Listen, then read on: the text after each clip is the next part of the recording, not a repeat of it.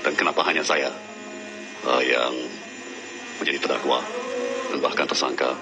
Tom Lembong kecewa, kenapa hanya saya yang jadi terdakwa? Thomas Trikasi Lembong alias Tom Lembong mempertanyakan kenapa hanya dirinya, Menteri Perdagangan, yang ditetapkan sebagai tersangka dan terdakwa dalam kasus dugaan korupsi impor gula. Tom keberatan atas tanggapan ekspesi yang disampaikan jaksa. Hal itu disampaikan Tom Lembong usai jaksa membacakan tanggapan atas ekspesi Tom di Pengadilan Tipikor Jakarta Pusat Selasa 11 Maret 2025.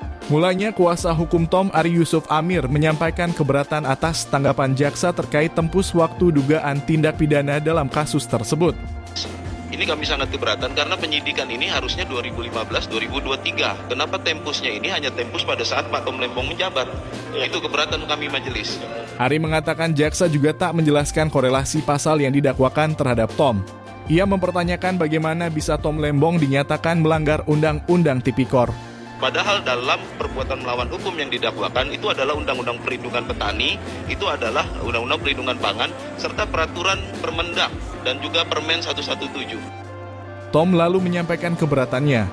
Tom mempertanyakan mengapa Menteri Perdagangan yang dijerat dalam kasus ini hanya dirinya. Dan kenapa hanya saya yang menjadi terdakwa dan bahkan tersangka?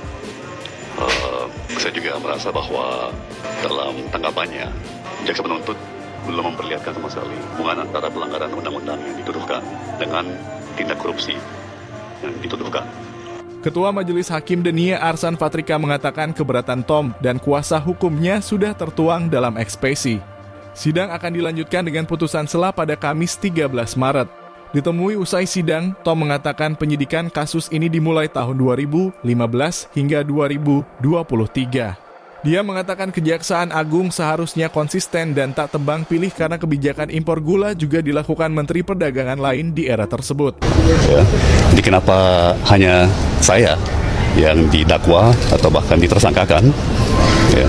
Itu kan tidak konsisten ya, karena kalau memang perkara yang didakwa itu 2015 sampai 2023 harus konsisten semua Menteri Perdagangan yang menjabat karena semuanya juga melakukan hal yang sama persis seperti saya, juga atas dasar hukum yang sama seperti saya. Tom mengatakan tanggapan jaksa tak menjawab eksepsinya. Dia menyebut tak ada penyelewengan dalam kegiatan importasi gula di Kementerian Perdagangan. Tidak ada yang diselewengkan, tidak ada yang melanggar hukum. Jadi ini seperti milih-milih, kata Tom.